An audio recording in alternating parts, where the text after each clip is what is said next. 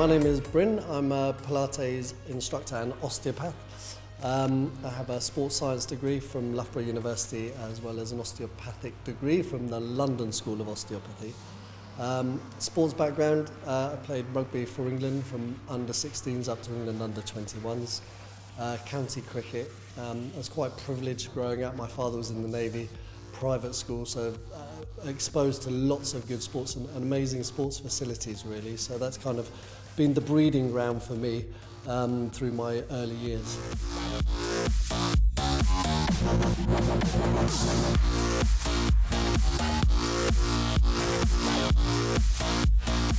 It's basically an emergent kind of class which has come over many, many years of doing personal training, doing Pilates, doing rehabilitation, of just trying to find the most time-efficient way for people to achieve results. And in terms of achieving results with the body, especially the body requires load. So muscles, ligaments, tendons, nerves all require load to stimulate metabolic activity. So for me personally, that's kind of the approach I have. Then on top of that, you've got the aesthetics elements of it, which nicely go hand in hand with the health part of it. What you're trying to understand when it comes to achieving results is what we call the principle of specific adaptations to imposed demands, okay? So for the body to improve, there needs to be a progressional overload, okay? Now within that kind of continuum, you're going to have some people who are very happy pushing into pain and muscular discomfort, other people who aren't going to enjoy that. But one of the things you need to be open to is the fact that you need to get up to that muscular discomfort. How far you then go beyond that, okay, is up to the individual. But we call it minimal dosage exercise. So minimal dosage is at least going up and feeling some muscle fatigue.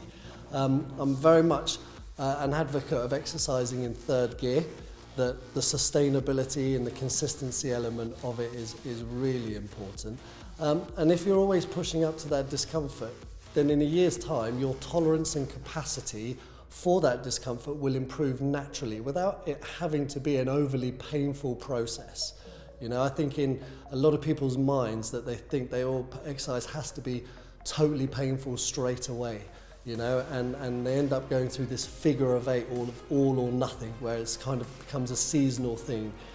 Christmas time, before summer, end of summer, where it's like, right, let me go in, and they rush in, and after about a month or so, motivation drops because expectations and results don't quite match each other.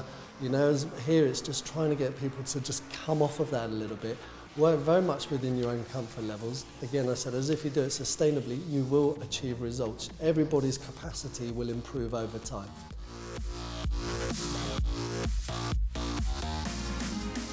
Well, the whole principle of time under tension, so I use very much the principle of time under tension, which is trying to get the muscle under tension for at least 45 seconds, okay, to stimulate some kind of metabolic or muscle growth.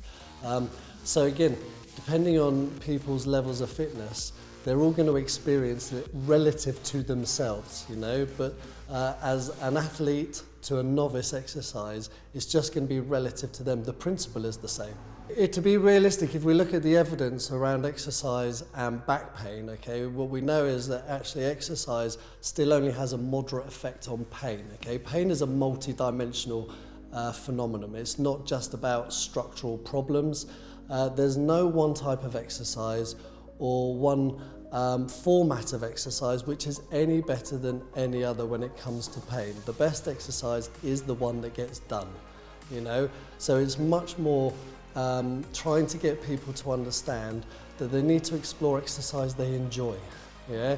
Not necessarily my classes. So if someone comes to me for back pain, I don't necessarily advocate that they come to my classes, although the classes, not necessarily for pain, the classes actually cover all the other comorbidities. So, you know, in terms of increasing muscle mass and having improved strength, helps your overall health. So the classes would be great for overall health, but for pain, we just need to be a little bit realistic in terms of the evidence that there is, that it's not necessarily what we call a one-size-fits-all model for pain, you know. It's better to get people laughing, enjoying their exercise, than coming in here thinking that they have to flog themselves week in, week out to get pain-free. And regards athletes, everything for here, for me, is looking as a foundation. The classes are great. Again, going time under tension. You know, you're really trying to use the classes to increase strength through range and help for reduction in injuries. I use a lot of physics principles in my classes. So you're really trying to understand how the body and forces act on the body. Okay, forces being mass times acceleration. So yeah, for me, it's just a really nice foundation for all their other styles of training. We just had Neil Juice in. So again, it's not saying that the exercise would have helped him with his swimming, but it's a nice variety for him to come in and do something different and outside of what he's been doing. It's really trying to understand where that lack of motivation is coming from. Now, from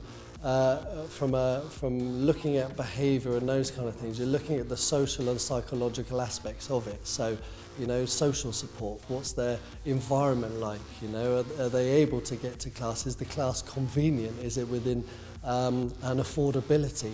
Then you're looking at the psychological element of it, which is looking at what we call a graded exposure to exercise. So I think for a lot of novice exercisers, their perception of what the exercises and exercise classes will be is always very overwhelming, you know. So you're trying to get people to come off of that and start at a nice, easy, manageable level, which is enjoyable. The biggest message is just movement. It's not about exercise. Movement is the key.